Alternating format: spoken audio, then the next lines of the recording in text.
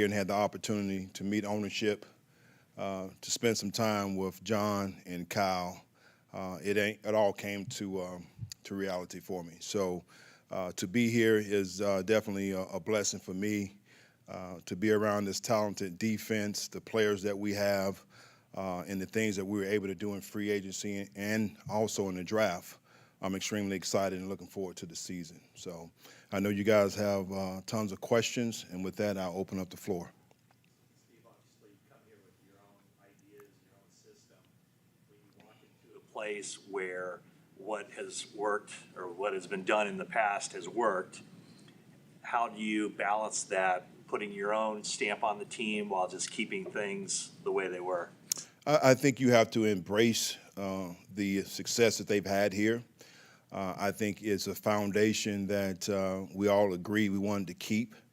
And I think there's an opportunity as we go through the process, which we already have, is to try to tweak things a little bit. You know, I still think there's room for improvement. If you talk to the players, they would tell you the same. So when it's not broke, you don't really want to try to fix it. And once again, we've had a lot of success around here, and we just want to continue to build on that.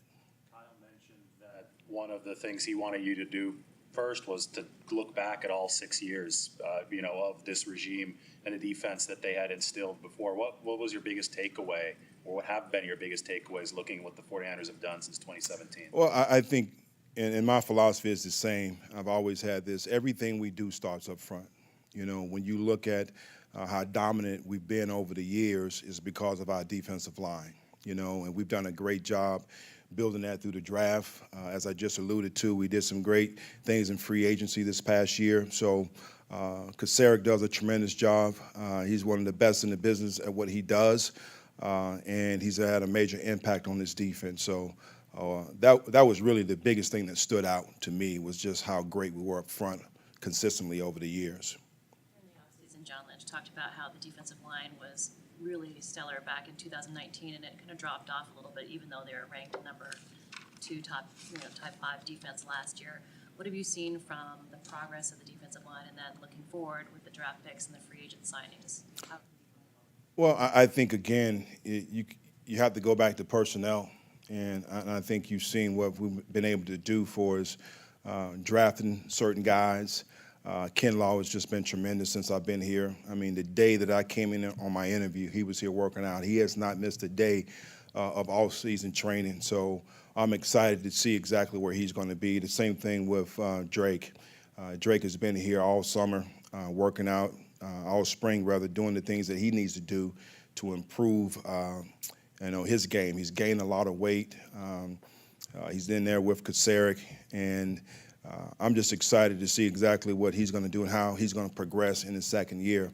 You know what we did in free agency with Javon, so one of the best 3 techniques interior linemen in the National Football League. So I'm excited, and I can say I can be up here all day long talking about the Defensive Player of the Year. So we have a great front. We got to continue to build on that. And the one thing that I'm emphasizing and talking about, we got to complement each other, So there's different layers to this defense, and the back end has to do a great job. That defensive player of the year you speak of, what jumps out at you? What kind of interactions have you had with him the last few months? Just through text, and they all been great. I've only heard great things about him, even before I got here, just his personality. Just going around the league, different guys that I know and how they just rant and rave about him. The work ethic that he has, most importantly, is just across the board. The standard is set here.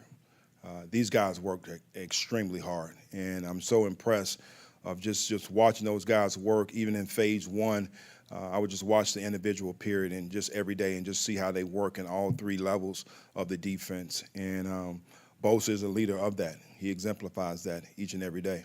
This defense has played zone coverage at a very high level for a while. Talking to Darrell Luter Jr. yesterday, the rookie, he said he played mostly press man coverage in college. Is that an element you would like to incorporate in this defense a little bit more? I think you have to explore and experiment with everything.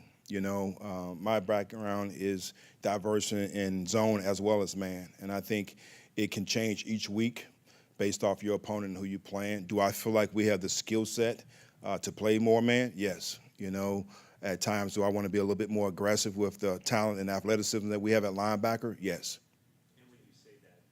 aggressive with the talent you have at linebacker? What are you referring to? I'm referring to exactly the question they just talked about in regards to probably blitzing a little bit more. I believe in zone eyes. I think that's how you make plays on the football, particularly from the underneath positions.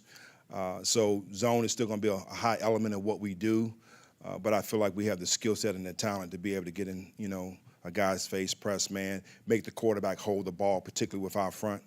You mentioned Drake Jackson. What did you see from him when you reviewed his rookie tape? A lot of inconsistency, I saw a lot of talent, a lot of skill set, but someone that needs to really, as I just talked about, get a little stronger, get a little bigger, and he's working hard. So I'm looking forward to him once again taking that sophomore leap, that second year and really improving and doing some good things. Going back to after Carolina made the decision they did, what was your level of disappointment there, and what were the things that were important to you for your next position? I'm gonna answer the second question first. My next thought was surrounding myself with good people. I think that's the key to everything that you do. You can have the talent and the skill set, but you need players. You need an organization that's committed. You need a coach, a head coach, and a GM that's aligned with one another. And when the opportunity came, when I got the phone call, this was the perfect fit for me. You mentioned Javon Hargrave. How much time have you spent with him this offseason, and with both of you coming in new, what kind of unique perspectives does that give you guys? Having spent a lot of time with him, we've been talking back and forth. We do have a connection just from the mere fact that, he resides and lives in Charlotte as well, born and raised right outside of Charlotte in Salisbury. So a lot of guys that I coach, he's real close with. So just that mutual friendship that we have. But I'm excited to have him part of the 49ers. I know he's going to be a huge addition for us this year. Just talked to how his dad, when he became the offensive coordinator here in 94, similar situation to you, enjoying a very successful already organization. Everything's kind of in place, and he stayed away from his family and was here for 3 months. I don't know if that was a mandate, like leave your family behind. But was there this kind of 3-month process of just absorbing this defense and learning everything you could? Yes, and it's still an ongoing process.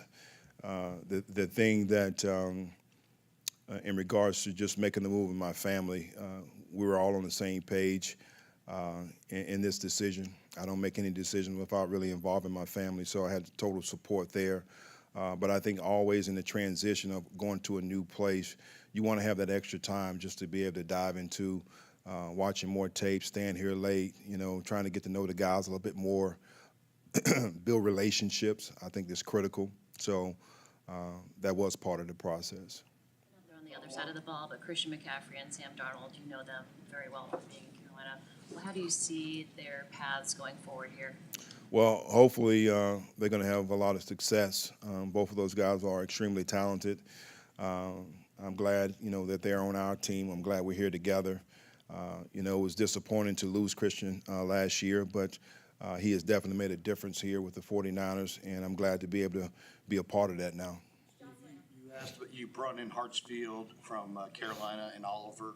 Can you talk a little bit about them and how they fit your defense? I think it's always important if you can have someone, whether it's a player or coach, that's somewhat familiar with your system or in this situation, your philosophy, and he can be an extension of you on the field, coaching the guys, also in the locker room, and then also in the classroom. So that was a important factor for me. He's a good football player as well.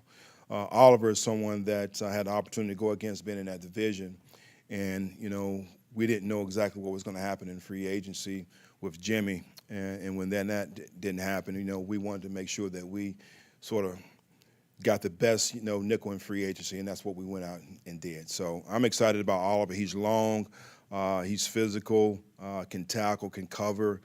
He's going to be a good blitzer for us. Everything that we do within this defense. John Lynch talked a lot about the collaboration between the scouting personnel department and the coaching staff during the draft. What type of role did you have during this draft with the 49ers? Just like all the assistant coaches, we go through the process of what personnel gives us and evaluating different guys at our position. I think we do a great job of really, as John alluded to, collaborating and getting everybody's thoughts and opinions. And when it came down to it, particularly one guy, Jair Brown, we were all on the same page in regards to how we felt about him and what he could bring to the 49ers. Strong enough to stand on the table for him. What was it about him that made you? Well, his tape just jumped off at you. You know, he just makes plays. But having an opportunity, you know, we didn't go to the combine. We did Zooms. But even when you are there, those 15 minutes, don't give justice for us really trying to get to know someone. And we do a huge thing here where we bring our 30 in all at the same time. We have dinner, talk golf. And as you get into a social setting, I think you have, you know, more conversations, and he just started growing on me, just the conversation that we're having, his dedication to the game. You know, he's mature, he sees it with a different lens, and I said, this guy right here can be the future for us. So I was excited about it, and I'm glad we got him. Last one, Branch. Wouldn't be surprised if you became a head coach candidate again in the next cycle. Was there a discussion about how long you would? I'm going to tell you, and this is not just a answer to throw you off or anything like that, but I believe in being where your feet are. Be where your feet are, and take care of what's in front of you. I started out at Johnson C. Smith University, Division II school, small school right there in Charlotte, North Carolina. I didn't think about where I would be. I had dreams of it, but I've always just, you know, tried to win the day, and that's where I am right now. I'm not even looking beyond, you know, OTAs. So I just want to make sure this defense is the best it can be, and we're going to continue to build this thing in layers. I appreciate you guys. Thank you.